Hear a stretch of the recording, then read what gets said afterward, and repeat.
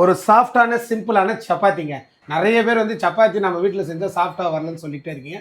சின்ன சின்ன ஐடியாஸ் மட்டும்தான் அதுக்கு காரணம். அது எப்படி ஈஸியாக டேஸ்ட்டியாக உங்கள் வீட்டு கிச்சனில் செஞ்சாலும் சூப்பரான சப்பாத்தியை செய்யலாங்கிறத நான் தான் உங்கள் தினேஷ் நாகூர்லேருந்து செஞ்சு கேட்ட பிறகு வாங்க வீடியோக்குள்ளே போகலாம். பாத்திரத்தை டேர் பண்ணியாச்சு. ஒரு 1/2 கிலோ மாவு எடுத்துக்கலாம். இந்த 1/2 கிலோ மாவுக்கு 10 கிராம் உப்பு. இப்போ கோதுமை மாவில் உப்பு போட்டு எடை வச்சுட்டோம். இதை சலித்து எடுத்துக்கலாம். அப்படியே சலித்து எடுத்துருங்க. நீங்கள் சமைக்கும் போது இந்த 375 நீங்கள் இடம் வச்சுக்க கரெக்டாக இருக்கும். 10 கிராம் சுகர் சேர்த்துக்கலாம். சப்பாத்தி நல்லா செவந்து வரும். போதும். தயிருங்க 25 கிராம் சேர்த்துக்கலாம். மிக்ஸ் பண்ணிடலாம். எப்போ நீங்கள் மாவு பிசைஞ்சாலும் மடமடன்னு எல்லா தண்ணியும் ஊற்றிடாதீங்க. பாதியை சேர்த்துங்க. இப்போ மீதி இங்கே இருக்கட்டும். நல்லா மிக்ஸ் பண்ணிட்டு லேசாக மெதுவாக நீங்கள் தண்ணியை சேர்த்துக்கிட்டே வாங்க. சப்பாத்தி மாவு பிசை ஒரு 5 நிமிஷம் தான் ஆகும். கம்பல்சரி 1/2 மணி நேரம் ஊறணும். இப்போ பாருங்கள், மறுபடியும் மீதி இருக்கிற தண்ணியில் சப்பாத்தி மாவு நல்லா சாஃப்டாக பிணையணும். ரொம்ப ஹார்டாக இருக்கக்கூடாது.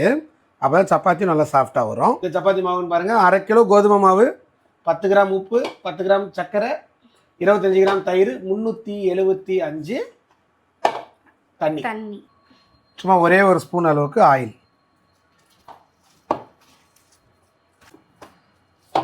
ஓகே, சப்பாத்தி மாவு நல்லா ஒரு 1/2 மணி நேரம் ஊறிடுச்சு. பாருங்கள், நல்லா ரெடி ஆகிடுச்சு. நல்லா சாஃப்டாக இருக்குது. நீங்கள் இது வந்து ஆயில் போட்டு தேய்க்கலாம்.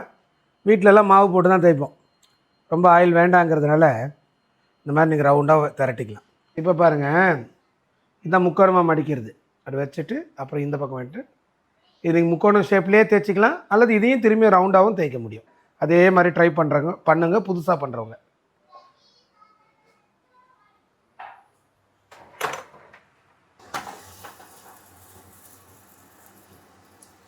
சப்பாத்தி சுடும்போது மட்டும் பார்த்திங்கன்னா கல் நல்ல சூடாக இருக்கணும். கல் எவ்வளோ சூடாக இருக்கோ அவ்வளோவும் சப்பாத்தி உங்களுக்கு சாஃப்டாக வரும். அப்படியே அழகாக நிதானமாக உப்பி நல்லா வேகும். இல்லை, இது மாதிரி 2 பக்கமும் ஆயில சேர்த்துக்கலாம்.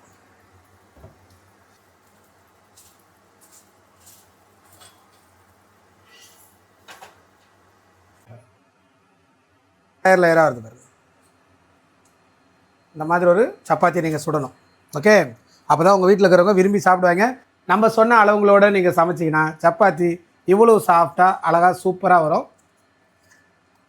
செம்ம சாஃப்டான சப்பாத்திங்க. கண்டிப்பாக எல்லோரும் செஞ்சு பார்த்துட்டு எப்படி வந்துன்னு கமெண்ட் பண்ணுங்கள். தேங்க்யூ ஸோ மச் ஃபார் வாட்சிங். நெக்ஸ்ட் வீடியோவில் பார்க்கலாம். பை.